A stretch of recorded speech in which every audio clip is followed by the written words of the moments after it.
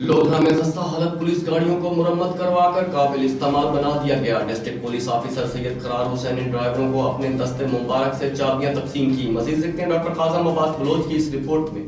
लोधरा में खस्ता हालत पुलिस गाड़ियों को मुरम्मत करवाकर काबिल इस्तेमाल बना दिया गया। डिस्ट्रिक्ट पुलिस ऑफिसर सैयद करार हुसैन ने ड्राइवरों को अपने दस्ते मुबारक से चाबियां तकसीम की।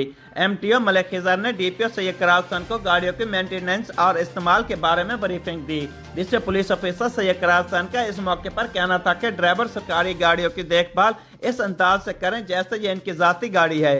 पुलिस की गाड़ियों की मेंटेनेंस समेत तमाम अखराजात की जिम्मेदारी मेरी है। तमाम गाड़ियों में ट्रैकर सिस्टम निस्ब किया गया है।